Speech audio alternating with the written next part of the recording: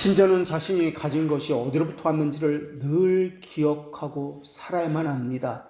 그것을 잃어버리면 부패성이 나타나게 되어 있습니다.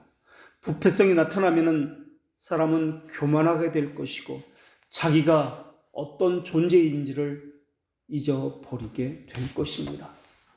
은혜를 잊어버린 자는 감사를 잃어버리게 될 것입니다.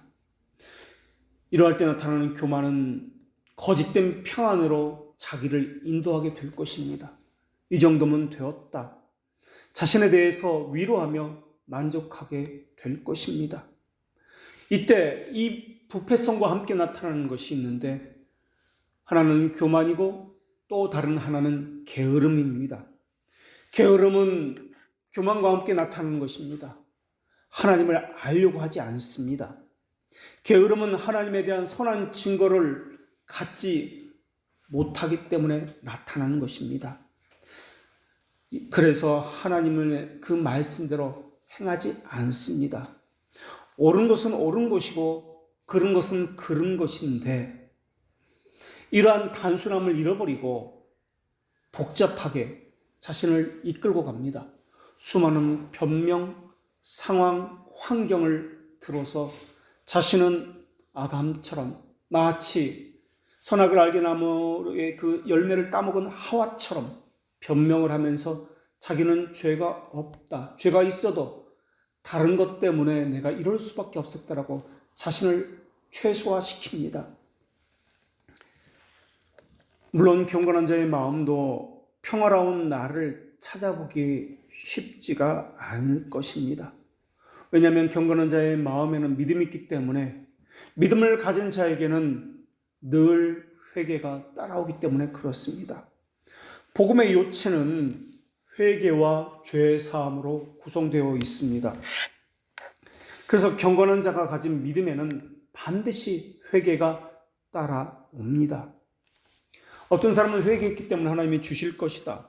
하나님이 응답해 주실 것이라고 생각하는데 참된 믿음이라는 것은 회개를 근거로 하지 않습니다. 그래서 회개를 근거로 하나님 앞에 요구할 수 없다는 것도 알고 있습니다. 은혜는 가치가 없는 자에게 도저히 베풀 수 없는 자에게 베푸시는 하나님의 호의를 은혜라고 이야기합니다. 이 은혜를 가진 자는 은혜가 무엇인지 아는 자는 그 사람이 누구든지 자신에 대해서 불만족스러워하게 될 것입니다. 불만족스러워하게 된다는 것은 세상적인 어떤 것을 더 가져야 되겠다 그런 의미로서 불만족한다는 의미가 아닙니다. 죄를 짓는 나에 대해서 불만족스러워한다는 것입니다. 다른 사람이 되고 싶다는 이 소망, 이것이 은혜를 가진 사람은 늘 이것이 샘솟도록 솟아납니다. 어느 한순간 일순간이 아니라 늘 이것이 날마다 새롭게 되살아납니다. 영적인 능력이 살아있기 때문에 자신 안에 있는 죄에 대한 부패성, 게으름에 대해서 쉽게 감지가 되기 때문에 그렇습니다. 그러나 은혜를 상실한 사람은 이 부패성과 이 게으름과 교만이 있을지라도 이것이 감지가 되지 않습니다. 오히려 그것이 교만으로 나타나고 이 정도면 괜찮다, 평안과 위로로 나타나게 되어 있습니다. 그러나 은혜가 살아있는 사람은 자신에 대해서 늘 탄식을 하게 되어 있습니다. 다른 내가 되고 싶은 갈증으로 가득 차게 되어 있습니다. 좀 더 거룩해야 되는데, 좀 더 하나님의 말씀에 순종하는 내가 되기를 싶다라는 그 마음, 이런 마음을 가지게 된 것은 현재 자신의 상태에 대해서 불만족하기 때문에 계속해서 다른 내가 되고자 노력한다라는 의미입니다. 복음의 은혜를 누리는 사람은 자신이 행했던 삶의 오류에 대해서 회개합니다. 그리고 회개에 대해서 자신의 열정을 쏟아 붓는 삶을 살게 되어 있습니다. 회개라는 것은 하나님의 은혜로부터 주어지는 것입니다. 그렇기 때문에 회개하는 자는 하나님의 은혜를 반드시 생각하지 아니할 수가 없습니다.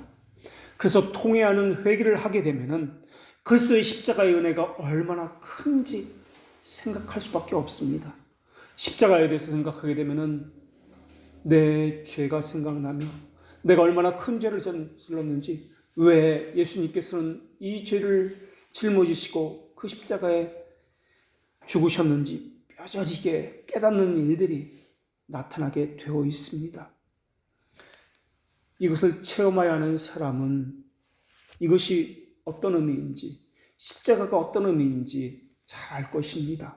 그러나 반대로 이것이 무엇인지 모르는 사람은 이러한 십자가에 대한, 복음에 대한 이러한 설교는 지겹다, 따분하다, 왜 지난주에 한 설교를 똑같이 하느냐, 왜 매번 똑같은 말 똑같이 반복하느냐, 견딜 수 없을 만큼 분노가 치밀어 오를 것입니다. 그러나 은혜가 간직된 사람은 꿀보다 달콤하고 너무나 좋아서 어찌할 줄 모르고 하나님 은혜에 대해서 감격하는 일이 늘 새롭고 늘 또한 샘솟듯 솟아나게 될 것입니다. 한 사람은 다 알고 있는데 짜증나고 답답한 소리를 한다라고 분노할 것이고, 또 한 사람은 그 하나님의 말씀 앞에서 녹아져 내려가는 것과 같이 나는 어디에도 없는 것 같은 그런 생각이 들 것입니다. 회개라는 것은 두 가지 부분으로 이루어졌는데, 하나는 죽음이라는 것이고 또 하나는 살림이라는 것입니다. 죽임과 살림, 이 두 부분으로 이루어진 것이 회개입니다. 죽임은 자기 죄에 대한 크나큰 인식과 하나님이 그것에 대해서 심판할 것이라는 인식으로부터 생겨나는 영혼의 공포와 고통으로부터 생겨나는 것이 죽임입니다. 회개는 죄에 대한 인식, 심판에 대한 인식이 지금 살아있느냐라고 묻고 있는 것입니다. 지금 우리의 양심에 죄에 대한 인식이 살아있습니까? 하나님께서 지금 당장 그 죄에 대해서 심판하신다라는 이 긴급성이, 긴박함이 살아있습니까? 라고 묻는 것이 회개입니다. 그것이 살아있는 사람은 자신에 대해서 즐거워하지 않습니다. 자기의 행위에 대해서 고통스러워하고 너무나 미워하는 삶을 살게 되어 있습니다. 그러면서 자신이 얼마나 비참한지 알고 있을 뿐만 아니라 자신이 얼마나 타락한지 고백을 하면서 다른 내가 되기를 바라고 있습니다. 한 가지 일이 생각나면 다른 일이 꼬리를 물고 다시 일어납니다. 그러면서 죄에 대한 인식이 점점 불어나고 눈덩이처럼 점점 커지고 깊어지고 넓어집니다. 마음속에서 좌절하게 되고 절망하게 되고 겁에 질려서 부들부들 떨게 됩니다. 이것이 회개의 첫 부분인데 이것을 일반적으로 통회다라고 이야기합니다. 그런데 어떤 사람은 은혜가 살아있지 아니하니까 의로움과 공의에 대해서 죽어 있습니다. 하나님이 공의로운 분이라는 것에 대해서는 인식하지 않습니다. 하나님의 속성에 대한 기대도 없으며 의로운 분이라는 것을 간직하고 있지 않습니다. 하나님의 심판대 앞에 자신의 양심과 행위를 세우질 않습니다. 그러니까 하나님의 말씀에 대한 두려움도 없습니다. 그래서 자기가 보기에 좋은 대로 말씀에 대한 감각이 없으니까 자기 행위를 정당화시키고 자랑하고 자기 만족하고 우월감을 갖습니다. 이러한 상태는 부패성이 가득 차서 죄가 살아있는 상태를 이야기합니다. 회개의 또 다른 부분은 살림인데, 살림이라는 것은 믿음으로부터 생기는 위로라고 이야기합니다. 자신의 죄에 대해서 커다란 공포를 가지고 있는 사람은 마치 음부에 떨어진 부자처럼 하나님에게 물 한 방울이라도 좋으니까 제발 자신의 혀에 한 방울이라도 적셔 주십시오라고 하나님의 자비를 부탁을 합니다. 죄에 대해서 양심의 파산 선고를 받은 사람은 기댈 곳이 어디에도 없습니다. 하나님의 공의가, 하나님의 선하심 때문이 자신의 머리 위로 하나님의 공의의 커다란 산이 쏟아져 내리는 것처럼 그렇게 공포심에서 부들부들 떨고 있습니다. 차디찬 신음을 뱉어내면서 겨우 신음스러운 신음을 통해서 용기를 내어 말을 합니다. 자비를 베풀어 달라고, 긍휼을 베풀어 달라고 말입니다. 나사로와 같이 죽은 자를 살리시는 그리스도의 은혜를 구합니다. 그리스도마저 나를 버리신다면 어디에도 갈 곳이 없습니다. 어린아이가 자기를 떼어놓고 멀리 가버리고자 하는 그 엄마의 바지 치맛자락을 붙들고서 울면서 자지를 들듯이 눈물로 엄마 나를 버리지 마 하는 것처럼 말입니다. 이것으로부터 은혜가 시작되는 것입니다. 하나님은 내게 은혜를 베푸실 이유가 없습니다. 내 죄를 용서해 주셔야 할 이유가 전혀 없으십니다. 그런데도 불구하고 하나님은 크나큰 자비를 베풀어 주십니다. 죽음으로부터 생명으로 돌아오게 하십니다. 이 말은 불안과 공포로부터 벗어난다는 말은 아닙니다. 위로를 받는다는 말도 아니고 평화를 누린다는 말도 아닙니다. 하나님의 자비하심을 열렬하게 바라본다는 말이며 거룩하고 살아있는 경건한 열망을 갖는다는 말입니다. 이 열정은 다시 태어남으로부터 오는 것입니다.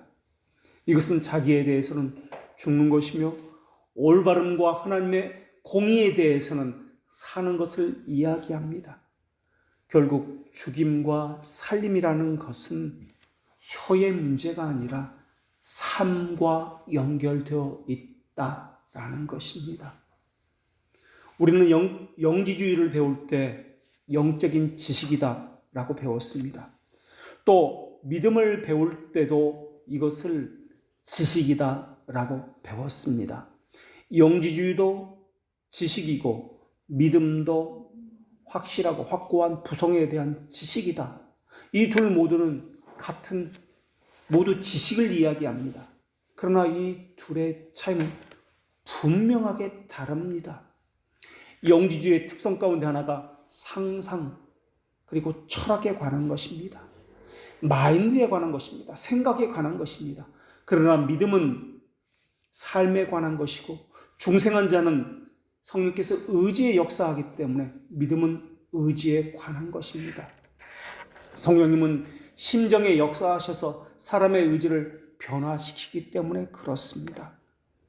그래서 하나님을 아는 지식이라고 이야기할 때 이 지식은 마인드에 관한 것이 아니라 하나님의 명령대로 자신을 생활로 그 말씀을 체현해내는 것, 이것을 이야기합니다. 말씀을 자신의 삶에서 그대로 살아내는 것, 이것을 이야기합니다. 의지가 변화된 것을 중생이라고 이야기합니다. 중생을 깨닫게 하기 위해서는 하나님께서는 우리에게 자신 안에서 죄를 발견하게 하시고 비참함을 느끼게 하십니다. 비참함을 발견하게 해서 죄에 대한 두려움을 갖게 함으로써 구속주 하나님께서 유일한 우리를 구원하실 분이 예수 그리스도라는 것을 깨닫게 해주시기 위해서입니다. 그래서 비참함을 우리로 하여금 갖게 하시는 것입니다.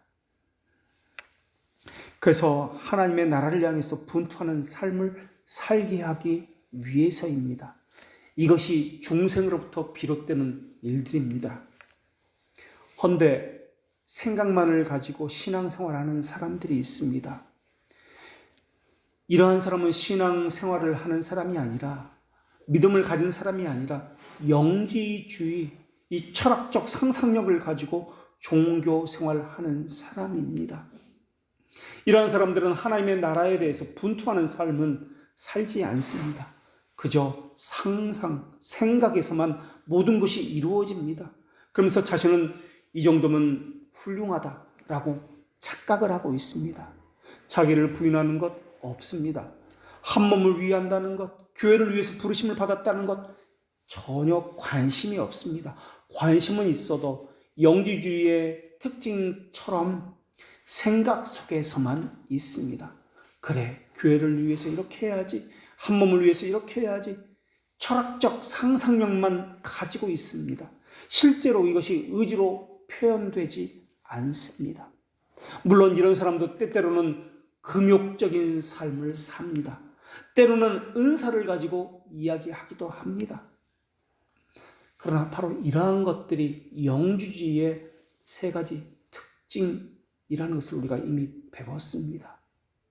믿음이라는 것은 생각에 관한, 마인드에 관한 것이 아니라 의지에 관한 것입니다. 또 어떤 사람은 자신의 삶 전체를 맡기는 것이 아니라 일부분은 맡기고 일부분은 자기 생각대로 하고 있습니다. 이러한 모든 것들이 영지주의적 사고입니다. 은혜는 그런 것이 아닙니다. 은혜는 성령께서 하시는 것 때문에 심정에 역사하는 것이고 의지를 변화시키는 것입니다. 생각에만 머무르는 것도 아니고 감정에만 머무르는 것이 아닙니다. 이런 것은 성령님의 역사가 아닙니다. 성령님은 일부분이 아니라 전인적으로 역사하는 분이시기 때문에 그렇습니다. 그렇기 때문에 하나님의 자비하심을 받았다, 은혜를 입었다 하는 것은 엄청난 일입니다. 하나님의 자비하심을 입은 사람은 예수님이 못자국과 창자국을 가지고 있듯이 그 사람 역시 하나님 아버지를 위해서 드린 고난의 흔적을 가지고 있습니다. 그것을 가지고 있으며 예수의 흔적을 가지고 있으면서 그것을 자랑이라고 이야기하지 않습니다. 이것을 은혜다라고 이야기합니다. 교회가 아프고 힘이 드는데 나는 모르는 일이다라고 생각한다거나 생각만으로 교회를 위해야지 하는 사람은 예수의 흔적을 가진 사람이 아닙니다. 이런 사람은 성경에서 경계하는 영지주의 철학을 가지고 있는 사람입니다. 이런 사람은 반드시, 지금은 아닐지 몰라도 반드시 교회를 어지럽히고 당을 짓고 분파를 지으며 몸을 고통받게 하는 그러한 가능성 있는 사람입니다. 그렇다고 우리가 말하고자 하는 것은 완전이나 성공을 말하고 있는 것이 아닙니다. 실패이든 성공이든 그것에 앞서 의지가 작동하고 행한다라는 것을 말하고 있는 것입니다. 그런데 삶은 없고 생각만으로 이래야지, 앞으로 이렇게 해야지 하는 것은 영주주의 철학을 가지고 있다는 것입니다.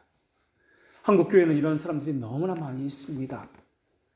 그들은 생각을 신앙이라고 착각하고 있습니다.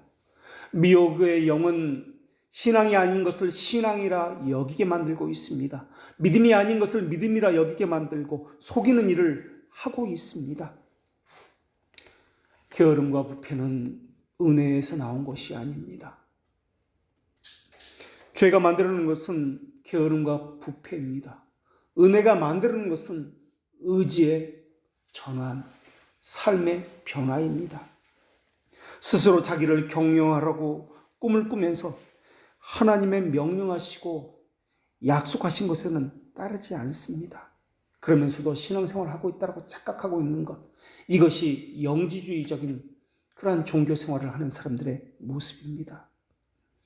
악을 참아주시는 하나님의 관대함을 비웃고 있으면서 더 큰 죄를 저지르고 있는 것입니다. 회개하라 천국이 가까웠다라는 이 말씀은 복음이라고 부르고 있습니다. 동시에 구원의 약속과 은혜에 관한 소식입니다. 회개와 은혜는 불가분의 관계를 맺고 있다는 것을 말씀하고 있는 것입니다. 회개라는 것은 참된 믿음에서 비롯된 결과입니다. 회개했다는 것을 보면서 내 안에 믿음이 있구나라는 것을 확인할 수 있게 되는 것입니다. 그래서 회개라는 것은 말에 관한 것이 아니라 의지가 변하는 삶에 관한 것입니다. 그러나 거짓된 믿음은 영지주의자들처럼 생각에만 머물게 만들 뿐입니다. 그러면서 자기 만족, 자기 자랑하면서 내 할 일 다 했다 여기게 만듭니다. 회개는 그렇지 않습니다. 하나님을 경외하는 삶을 살게 만드는 것입니다. 회개라는 말 자체가 하나님께 돌아온다라는 회심이라는 의미이기 때문에 하나님을 경외한다는 이것은 말이나 생각에 관한 것이 아니라 의지와 실질적인 행동에 관한 것임을 알 수가 있습니다. 그래서 우리는 교리를 혀에 관한 것이 아니라 삶에 관한 것이다 라고 배웠습니다. 사람들은 자기 보기에 그것을 하지 않으면 손해다라고 이야기합니다. 그것을 하지 않으면 다른 사람보다 뒤처질 것이다. 세상에서 낙오될 것이다 라고 이야기합니다. 그러나 그것이 하나님의 말씀이면 그것에 순종하고, 그것이 하나님의 말씀이 아니면 하지 않는 것이 신앙인의 자세입니다. 다른 사람의 의견, 세상의 방식은 중요치 않습니다. 자신에 대해서는 죽고 하나님에 대해서는 사는 것, 이것이 신앙이기 때문에 그렇습니다. 세상 사람들의 방식은 자신에 대해서는 사는 것이고 하나님에 대해서는 죽으려 하고 있습니다. 영혼을 파멸시키기 위해서 악과 부패가 그것을 요구하고 있기 때문에 그렇습니다. 그래서 자기 자신을 벗어버리고 사람의 타고난 성향으로부터 떠나는 것은 매우 어려운 일이다라고 이야기합니다. 그러나 자기 정과 욕심을 십자가에 못 박는 것이 신앙인의 삶입니다. 우리 육체의 모든 정서는 하나님을 거스르는 저기를 가지고 있습니다. 그래서 신자는 자기를 부인하는 삶을 살아야만 합니다. 그것을 살지 않으면 그리스도의 것이다 라는, 그리스도인이라는 말을 할 수가 없을 것입니다. 은혜를 받았다라는 것은 새 사람을 입었다는 말이며, 심령이 새롭게 되어서 세상과 육체를 부인하는 삶을 산다는 말이며, 그리스도와 한 몸이 되었다는 말입니다. 물론 중생한 자도 완전할 수가 없기 때문에 여전히 정욕에 묶여 있습니다. 중생한 자도 죄의 지배권은 벗어났으나 여전히 율법에 불순종하는 죄를 짓고 있긴 합니다. 그리고 평생의 죽임과 살림을 행한다 할지라도 여전히 완전함과는 동떨어지게 되어 있습니다. 우리는 많은 악과 연약함 가운데 둘러싸여 있기 때문에 그렇습니다. 그러나 그리스도인은 다른 말로 그리스도인의 군사다라고 불리는 사람입니다. 군사는 적과 싸우는 사람입니다. 자기 자신을 지키는 것은 물론이고 다른 사람을 지킬 수 있는 사람을 군사다라고 이야기합니다. 이것은 어린아이나 갓 태어난 사람을 이야기하는 것이 아니라 그리스도의 장성한 분량을 가진 사람만이 감당할 수 있는 것을 군사다라고 이야기합니다. 자기 하나도 감당하지 못하는 사람을 그리스도의 군사라고 불릴 수 없는 것과 마찬가지입니다. 군사는 자기 몸만 지키는 것이 아니라 다른 사람까지 지킬 수 있는 사람이어야 합니다. 그러니까 오늘 본문에서 말하고자 하는 것은 개인을 말하는 것이 아니라 한 몸, 즉 교회를 말하고 있는 것입니다. 그리스도의 정병으로서 싸울 만한 교회가 되어야 한다라는 것입니다. 한두 명만이 아니라 그 교인 모두가 군사가 되어야 한다라는 것입니다. 교회는 자기 시대에 감당해야 할 사명이 있습니다. 그것을 감당할 수 있는 교회가 되어야 그리스도의 군사라 불려질 수 있습니다. 적어도 교인 대다수가 적과 싸워 이겨나갈 수 있는 교회여야 한다는 것입니다. 그런데 교인 대다수가 자기 하나 감당하지 못해서, 자기 하나 어떻게 할 수가 없어서 신앙으로서 바르게 서지 못한다면 이것은 교회 전체가 그 시대적 사명을 감당할 수 없다는 것과 마찬가지일 것입니다. 시대의 요구에 대항해서 싸울 수 없을 것입니다. 자기 하나도 시대의 요구에 대항해서 싸울 수 없다면 교회는 더더욱 시대의 요구와 대항해서 싸울 수 없을 것입니다. 자기 육체의 욕심에 채우는 일에 급급해서 그리스도의 몸을 돌보지 못하는 사람을 어떻게 교회라 할 수 있으며, 그러한 것을 어찌 하나님의 몸된 교회라고 할 수 있겠느냐 하는 것입니다. 은사는 물론 사람의 열심에 따라 차이가 나는 것이 아니라 하나님이 주신 은혜에 따라 차이가 납니다. 은사는 카리스마라는 단어를 사용하는데 거저받은 선물이다 라는 뜻을 가지고 있습니다. 이것을 받은 목적은 자기를 위해서가 아니라 교회를 위해서 주어진 것입니다. 이것을 받게 된 목적은 자기를 위해서가 아닙니다. 교회를 세우기 위해서입니다. 물론 가룟 유다처럼 일시적인 믿음을 받은 사람도 있습니다.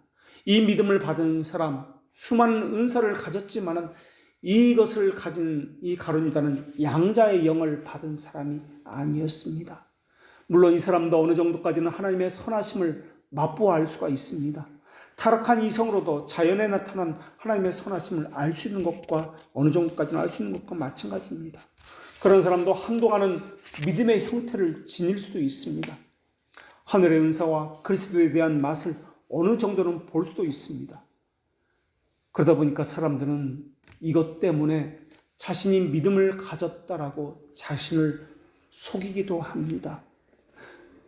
가룟 유다처럼 많은 은사를 가졌기 때문에 자신이 믿음을 가졌다, 구원받은 사람이다라고도 속기도 합니다. 그러나 이 사람은 영적인 은혜의 힘, 믿음의 확실한 빛은 붙잡을 수 없을 것입니다. 이것에 반해서 아주 작은 믿음이라도 참된 믿음을 가진 사람이 있습니다. 아주 작은 은사라 할지라도 참된 하나님으로부터 은사를 가진 사람이 있습니다. 이것을 가진 사람은 하나님의 말씀을 붙드는 사람을 사는 것이지 자기 욕심을 붙드는 삶을 살지 않습니다. 약속의 말씀을 바라보기 때문에 자기를 포기하는 삶을 삽니다. 다른 사람이 보기에는 미련합니다. 세상의 기준으로는 어리석게 보이는 삶을 삽니다.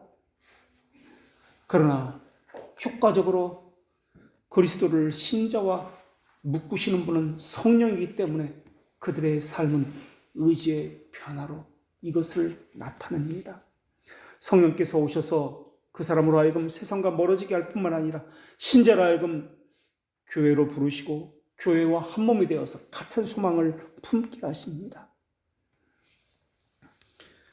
그래서 사람을 생육하고 번성하게 하듯이 교회를 하늘 생명의 뿌리와 씨앗이 되게 하셔서 생육하고 번성하게 하시는 것입니다.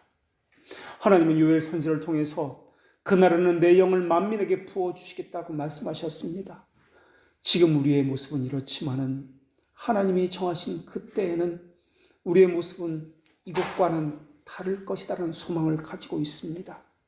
그래서 우리는 장로교회이기 때문에 장로교회로서 세워질 것을 믿고 그것을 바라보고 있습니다. 물론 지금 현실은 감독교회여야 하고 회중 정치로 이루어지는 교회의 모습을 가지고 있습니다. 그러나 이것은 분명 성경적인 모습은 아닙니다. 사람들이 모여서 예배만 한다고 교회가 되는 것은 아닙니다. 교회가 아무리 내용을 갖추었다 해도 형식을 갖추지 못하면 교회가 될 수 없는 것과 마찬가지입니다.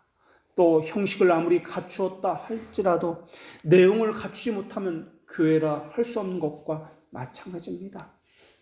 목사만 가지고도 교회라 할 수가 없습니다. 성도 몇만 명 모였다고 해서 교회라고 할 수 없는 것과 마찬가지입니다. 은사를 가졌다고 해서 교회라 할 수 없는 것과 또한 마찬가지 이치입니다. 교회라 불리는 곳에는 반드시 하나님의 백성이 있어야 합니다. 그리고 그들은 하나님의 통치 가운데 있는 백성이어야 합니다. 하나님의 말씀이 다스려져야 하고 하나님의 말씀에 순종하는 백성이 있어야 하고 하나님의 말씀이 하라고 하면 하고 하지 말라고 하면 하지 않는 백성이어야 합니다. 하나님의 말씀대로 살려고 하는 그 열의가 넘치는 백성들이 가득 차 있는 것, 이것이 교회이어야 합니다. 경건은 물론이고 계명에 관한 것이나 주일 성수나 헌금이나 11조에 관한 것이나 신앙에 관한 것이나 하나님의 말씀 그대로 지키려고 하는 이러한 절대적인 자세를 이야기합니다. 교인이라 불리는 사람은 자신의 욕망에 따라서 움직이는 사람이 아닙니다. 철저한 계산적 이익에 따라서 상황에 따라서 이것을 하기도 하고 저것을 하기도 하는 사람이 아닙니다. 하나님도 섬기고 바알도 섬기는 사람들이 아닙니다. 작으면 작은 대로 자기 일을 다 하는 사람들입니다. 신자는 하나님의 말씀을 양식으로 먹고 사는 사람들을 이야기합니다. 은사라는 것은 하나님의 말씀대로 하겠다 하는 것을 몸으로써 보이는 행위가 은사라는 것입니다. 그래서 신자는 하나님의 말씀을 가졌기 때문에 무엇인가를 증거할 만한 역사를 만들고 열매를 내어놓게 되어 있습니다. 이때 필요한 수단과 도구가 은사다라는 것입니다. 그런 것 없이 말로만 기계 돌리듯이 빼낸다고 하는 것은 신앙이 아닙니다. 받은 은사가 다르고 성격이 달라도 그것이 그들이 하는 일은 그리스도의 몸을 위하는 것입니다. 그리고 그리스도의 몸은 신자들의 신앙 고백 위에 세워집니다. 신앙 고백이라 하면 고백한 그대로 순종하는 증거를 가지고 있다. 그 순종하는 증거를 가진 삶을 이야기합니다. 하나님의 말씀이 옳습니다. 옳으면 옳은 대로 사는 것을 이야기합니다. 나는 무슨 일이 있어도 하나님의 말씀이 선하다는 것을 알고 있습니다. 그러면 그것이 선하다는 증거를 가지고 있어야 합니다. 하나님의 말씀에만 순종합니다. 주님이라고 그분을 부릅니다. 그러면 그분을 주님이라고 부르는 삶의 증거가 있어야 하는 것입니다. 이것이 신자입니다. 하나님의 말씀에만 순종하는 그 증거를 가지고 있습니까? 자신에게 늘 물어야 합니다. 하나님의 말씀에 순종하는 자를 아버지라 부르며 또한 이것을 이렇게 부르는 자를 자녀다라고 말씀합니다. 하나님의 자녀라고 불릴 만한 특수한 신분에 어울리는 특별한 생활을 하고 있느냐를 묻고 있는 것입니다. 자녀라는 말은 다른 말로 그래서 순종한다는 말입니다. 하나님 나라에 살고 있다라는 증거를 가졌다라는 것입니다. 우리는 아주 현실적인 문제에 접해 있습니다. 주로 경제적인 문제에서 생깁니다. 청년들은 결혼이라는 문제 또는 직업이나 진로에 관한 문제에서 이러한 현실적인 문제가 생기기도 합니다. 그것이 걸림돌이 됩니다. 하나님을 떠나는 경우가 바로 이러한 현실적인 문제에서 얼마든지 발생하고 있습니다. 한때는 그들도 하나님을 향해서 열심을 내었던 사람들이었습니다. 그런데 지금은 현실적인 문제에 부딪혀 있다 보니까 그 은혜가 희미해집니다. 그 부르심이 희미해집니다. 그러다 보니까 일사각오의 정신, 주님을 주님이라 불리는 이 정신, 그리고 한 몸이라는 이 정신이 사라져 버렸습니다. 은혜를 잊어버립니다. 그리고 하나님의 말씀을 자기가 유리한 대로 해석을 하기 시작합니다. 그 장애물을 환경과 상황이라는 이름으로 변명을 하기 시작하면서 아담과 하와처럼 저 여자 때문에, 저 뱀 때문에라고 이야기합니다. 이것을 이길 수 있기를 기도해야 하건만, 그리고 회개의 삶을 살아야 하건만 그렇지 않습니다. 하나님은 특별한 은사를 모든 주의 백성들에게 부어주셨습니다. 좀 더 하나님의 나라를 굳건하기 위해서 바른 정신으로 하나님의 백성으로서의 삶의 증거를 갖는 삶을 살게 하기 위해서입니다. 그래서 은사라 함은 하나님의 나라를 위한 것이며, 이것은 다시 말하면 교회를 전제로 하는 말이 되는 것입니다. 다시 말하면 성도의 교제와 관련이 되어 있으며 성도의 신앙 성장과 관련되어 있는 것이 은사다라는 것입니다. 은사를 다루고 있는 대표적인 곳이 고린도전서 12장과 에베소서 4장입니다. 은사는 교회의 질서와도 관련되어 있습니다. 교회의 질서라는 것은 다른 말로 권징과도 관련되어 있습니다. 하나님의 말씀에 순종하지 않으면 하나님의 말씀이 다스려지는 교회가 될 수 없기 때문에 교회는 권징이라는 권한을 가지고 하나님의 통치가 바르게 이루어진다는 것을 증거를 가지고 있어야 합니다. 교회를 깨트리는 것, 분열을 일으키고 당을 짓는 이유 가운데 하나가 은사 문제 때문에 많은 일들이 일어났습니다. 다시 말하면 은사로 인해서 교회의 질서를 깨트리는 일들이 교회들 가운데 많이 일어났습니다. 이것을 방지하기 위해서 권징을 행하여야만 했습니다. 은사와 관련해서 진리는 하나입니다. 교회를 위하여 하고 법과 질서를 위해서 해야 합니다. 성령은 하나됨을 지키기 위해서, 믿음의 하나됨을 지키기 위해서 은사를 주셨습니다. 그런데 고린도 교회에서 그랬던 것처럼 은사를 가지고 교회의 하나됨을 깨트리는 일들이 생겨나기 시작한 겁니다. 한 몸을 이루어야 되는데 은사를 가지고 이것을 가지고 한 몸을 깨트리고 분리와 당을 짓는 일이 생겨나기 시작한 겁니다. 은사는 개인적인 것이 아닌데도 불구하고 말입니다. 은사는 자기를 주장하기 위해서 사용되어서는 안 되는 것인데도 말입니다. 자기 유익을 위해서, 자기 자랑을 위해서 사용되어서 안 되는 것인데도 말입니다.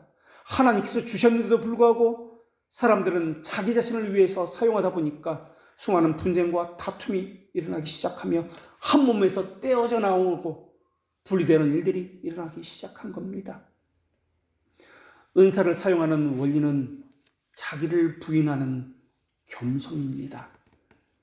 하나님이 주신 은혜로 된 것이며 행위로 말미암지 않은 것이 은사이기 때문에 그렇습니다.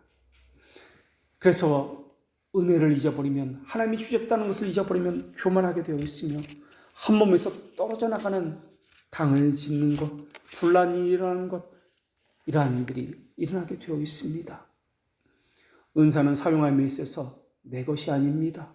은혜로 주어진 것입니다. 교회를 위해서 주어진 것입니다. 한 몸을 위해서 주어진 것입니다. 이것을 늘 기억해야 합니다. 우리가 예수를 믿는다고 할 때 이 말은 나를 내세운다는 말이 아닙니다. 나는 나대로 하고 다른 사람은 다른 사람대로 각자 알아서 하라는 말도 아닙니다. 예수님을 사랑한다는 이 말은 형제를 사랑한다는 것과 별도로 공중에 떠돌아다니는 이 무엇이 아닙니다. 이것은 실질적인 것입니다. 허공에 떠돌아다니는 생각에만 머물라는 말이 아닙니다. 이것은 비현실적인 것도 아니고 추상적인 것도 아닙니다. 행동이 없는 것을 말하지 않습니다. 그래야지, 그렇게 되어야지, 생각 속에 머무는 것을 이야기하지 않습니다. 이것은 신앙이 아니다, 영주주의다라고 먼저 말씀드린 것과 마찬가지입니다. 은사를 활용한다는 것은 보관한다는 뜻이 아닙니다. 생각에만 머물다는 뜻이 아니라 실제로 사용한다라는 말입니다. 이것은 다른 말로 자기를 부인한다, 자기를 희생한다는 말입니다. 사실 자기를 희생한다, 자기를 부인한다 라고 말을 했지만은 은사를 사용하는 사람은 이것을 자기 희생이다, 자기 부인이다 라고 여기지 않습니다. 자기를 희생한다 라고 한다는 것은 자기 것을 사용한다는 말이 되기 때문에 그렇습니다. 자기 것을 사용할 때는 아깝다, 본전 생각이 난다, 이런 것이 있게 될 것입니다. 그때 나오는 것은 분노입니다. 저 사람 왜 저럴까? 당을 짓고 이간질하게 되어 있습니다. 사랑이라는 것을 이야기해야만 합니다. 사랑은 말로 하는 것이 아니라 진짜 무언가 행하는 것을 이야기합니다. 아무것도 하지 않으면 사랑한다고 말은 하지만 이것은 사랑하는 것이 아니기 때문에 그렇습니다. 특별한 날 무엇을 챙겨주기도 하고 마음을 써주기도 하는 것이 반드시 있어야만 합니다. 사랑한다고 하면 그 사랑의 대상을 위해서 마음을 쏟아야만 합니다. 추운 줄도 모릅니다. 배고픈 줄도 모릅니다. 더운 줄도 모릅니다. 그것을 수고라고 여기지 않습니다. 오히려 이것을 행할 수 있게 해주셔서 고맙습니다. 이것을 받아주셔서 감사합니다. 라는 마음, 이것이 있게 되어 있습니다. 수고는 내가 합니다. 내가 은사를 가지고 내가 고생을 합니다. 그런데 상대방은 아무것도 한 것이 없습니다. 고마워해야 하는 것은 그것을 받은 상대방이어야 하는데 수고한 내가 오히려 상대방에게 고맙습니다 하는 것이 사랑입니다. 신자가 가진 은사가 그렇습니다. 교회가 존재해 주셔서 감사합니다. 이것을 받아주셔서 감사합니다. 이것이 은사가 하는 겁니다. 내 것을 가지고 내가 수고하는데 오히려 고맙다고 하는 것이 오히려 나입니다. 그런데 하물며 이 은사는 내 것을 가진 것이 아니라 하나님께서 주셔서 하나님 것을 가지고 하나님을 위해서 하고 있는 것입니다. 그래서 은사는 하나님이 주신 은혜로 인해서라고, 오늘 본문 말씀은 하나님의 은혜로부터 은사가 시작된다는 것을 말씀하고 있습니다. 사랑은 무슨 어려움이나 힘든 것이 있으면 그것을 장애라고 이야기하지 않습니다. 장애물이라고 여기지 않습니다.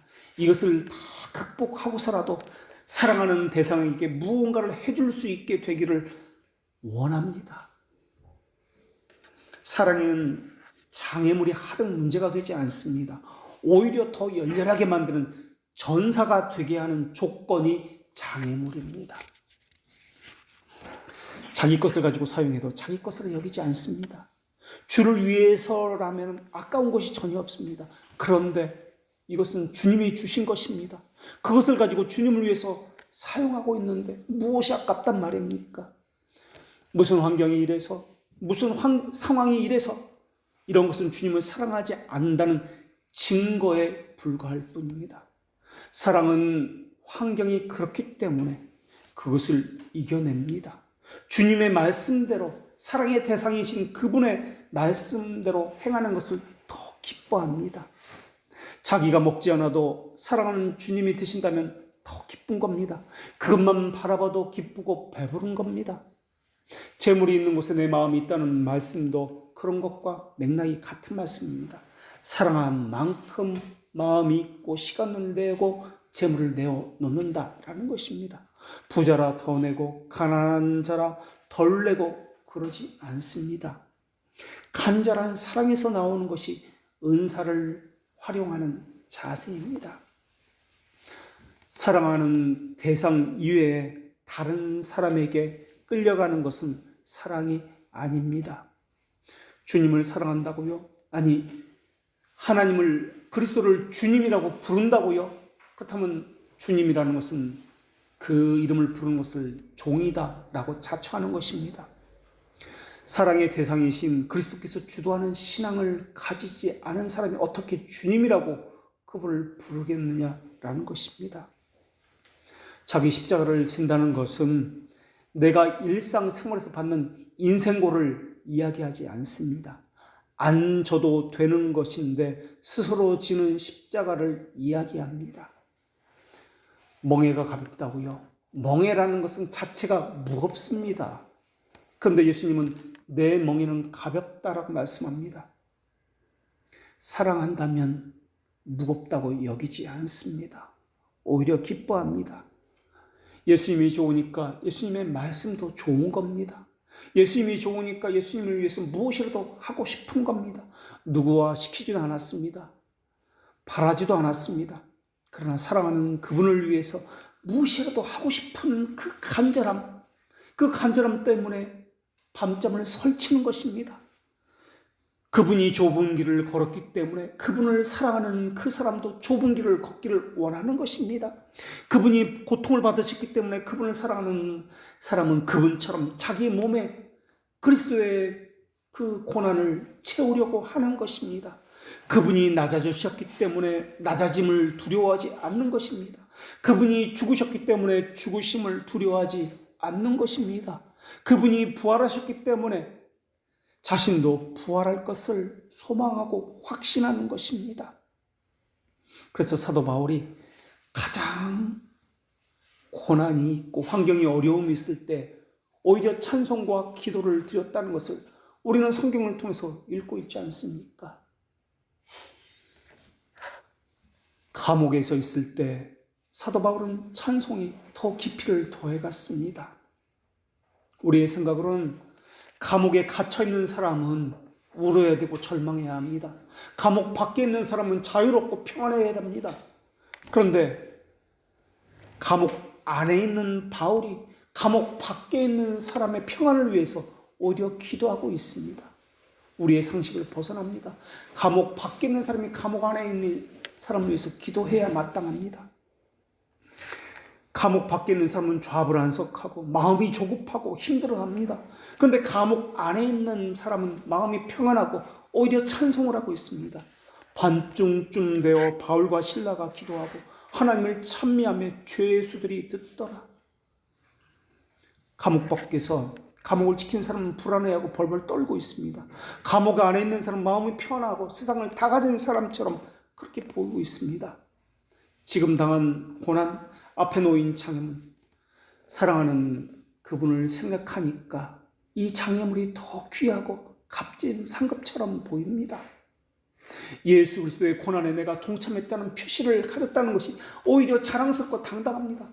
그래서 사도 바울은 감옥에 갇힌 것을, 그 고난을 받으면서 매를 맞은 그것을 더 자랑했고 이것을 더 기쁨으로 여기면서 찬송했다라고 사도행전에서 기록하고 있습니다. 매를 맞고 감옥에 갇혔지만 사랑하는 분을 생각하면서 그분이 이것을 겪었다. 이 장애물은 장애물이 아니라 더 큰 기쁨을 주는 도구다라고 생각했습니다.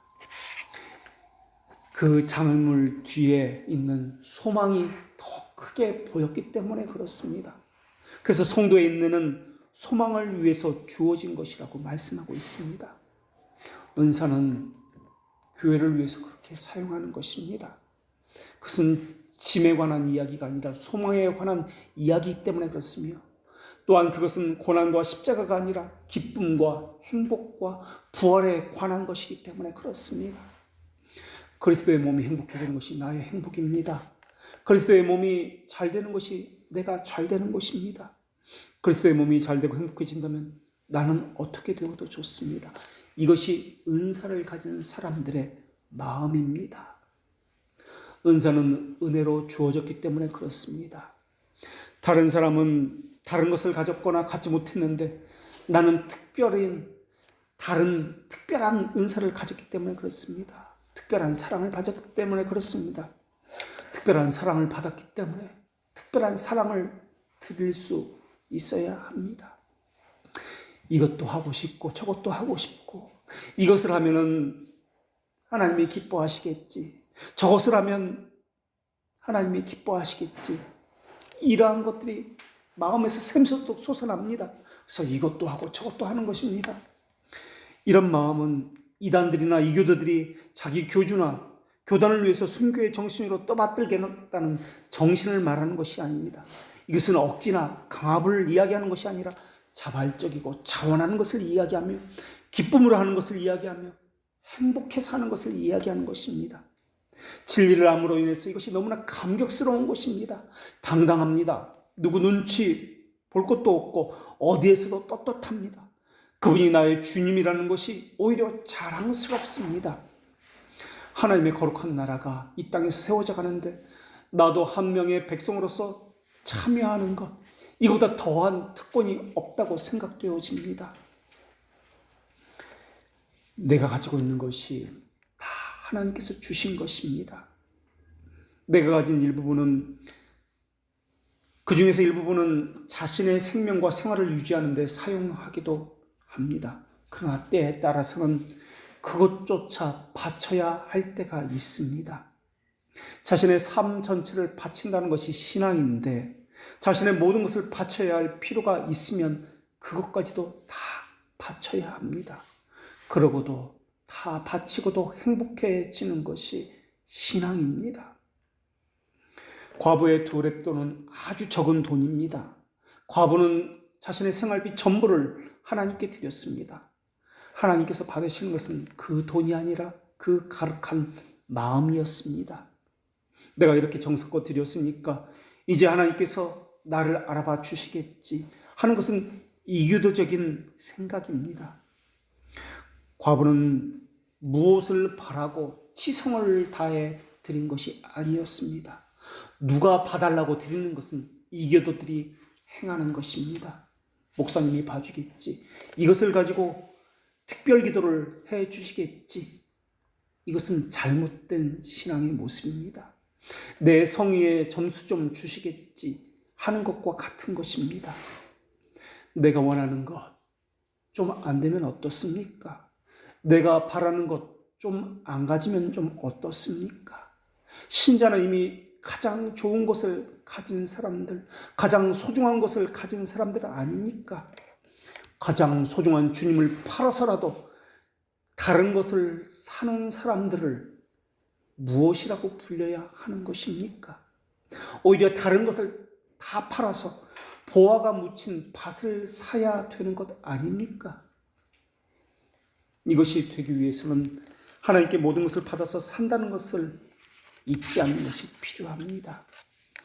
하나님을 전적으로 신뢰하는 삶을 산다라는 말입니다. 은사는 자기 것으로 여기지 않는 삶을 이야기합니다. 은사는 우리는 생각하기를 무언가 특별한 신비한 것이라고 생각합니다. 그러나 성경에서 말하는 은사는 자연적인 은사가 있고 초자연적인 은사가 있습니다. 내 것이 아니다. 하나님께서 주셨다. 이것은 자연적인 은사이든 초자연적인 은사이든 마찬가지입니다. 왜냐하면 자연적인 은사에는 죄로 말미암아 부패하게 되었고 초자연적인 은사는 타락 이후에서 우리에게서 사라졌기 때문에 그렇습니다. 그래서 그것이 자연적인 은사이든 초자연적인 은사이든 우리 안에서 나올 수 있는 것이 하나도 없습니다. 그래서 자연적인 은사이든 초자연적인 은사이든 그것의 궁극적인 목표는 하나님의 이름을 위해서입니다. 타락 이후 자연적인 은사로는 하나님을 알 수 없었기 때문에 타락 이후에 특별하게 하나님께서는 초자연적인 은사를 주셔서 하나님을 알 수 있게 해주셨습니다. 초자연적인 은사라는 것은 믿음의 빛과 의를 의미하는 것으로 천상의 삶과 영원한 행복을 위한 특별한 것을 초자연적인 은사라고 이야기합니다. 타락 이전에는 이 초자연적인 은사가 필요 없었습니다. 일반적인 지식, 일반적인 능력, 이런 자연적인 은사를 가지고도 하나님과 교제했고 하나님을 알 수가 있었으며 하나님께 충성을 드릴 수가 있었습니다. 그런데 타락 이후에는 이 자연적인 은사가 하나님과 알 수 있는 것을 잃어버렸기 때문에 영혼의 구원의 소망을 위해서 특별한 초자연적인 은사를 주시게 된 것입니다. 여기에는 믿음은 물론이고 하나님을 향한 사랑과 이웃을 향한 사랑, 거룩과 의에 대한 열정이 다 포함되어 있습니다. 하나님의 형상과 관련되어 있기 때문에 그렇습니다. 그리스도는 이 은사들 가운데 구원에 이르는 초자연적인 은사라도 우리에게 회복시켜 주시기 위해서 사람의 육체를 입고 이 땅에 오셨습니다. 그래서 타락으로 인해서 은사를 발휘할 수 없게 되었는데 이것을 회복시켜 주시는 분이 그리스도입니다. 그렇기 때문에 은사라고 하는 것은 내 안에서 나오는 것이 아니라 외부로부터 주어지는 것입니다. 정신의 건전함과 마음의 올바름의 상태가 사라진 우리들에게 올바름을 위해서 은사를 주신 것입니다. 그래서 이것을 가지고 하나님을 위해서 사용하라 라고 말입니다. 그런데 이것을 가지고 교회를 무너뜨리는 일에 사용하고 있습니다. 이것을 가지고 하나님으로부터 떨어져 나가는 일에 사용하고 있습니다. 은사는 하나님으로부터 온 것이기 때문에 그것이 어떤 은사이든 일반적인 은사이든 초자연적인 은사이든 마찬가지입니다. 일반적인 은사는 우리는 재능이라고 불리고 있습니다. 이것은 하나님께서 주신 것이기 때문에 하나님에게 상달되도록 사용되어야 합니다. 이것을 가지고 하나님의 나라를 깨트리는 도구로 사용해서는 안 됩니다.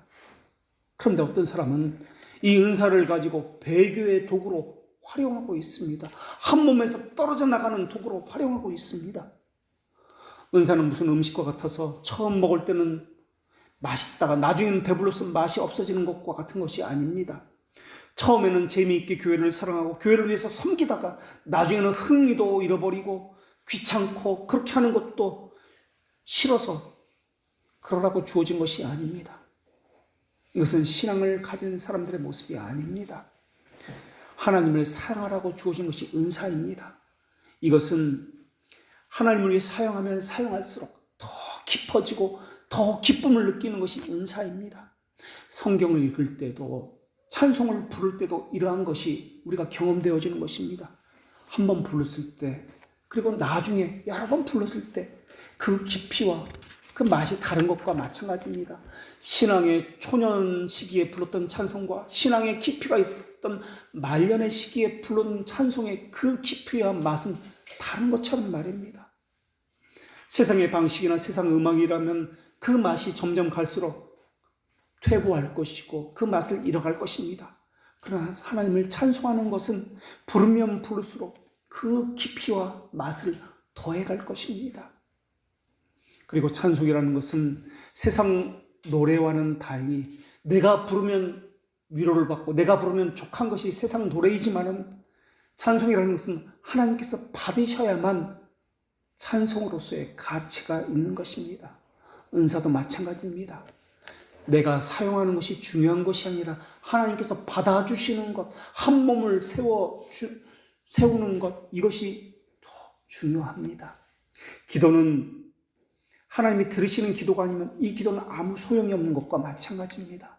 그 재능을 가지고 하나님을 위해서 사용되어져야 합니다. 하나님께서 받아주지 않는 재능과 은사라면 아무 소용이 없다라는 것입니다. 모든 것이 하나님으로부터 왔으니까 주신 은혜 그대로 하나님께 돌려드려야 합니다. 어리석은 자가 되어서는 안 됩니다. 오직 주님의 뜻이 무엇인지 분별해야만 합니다.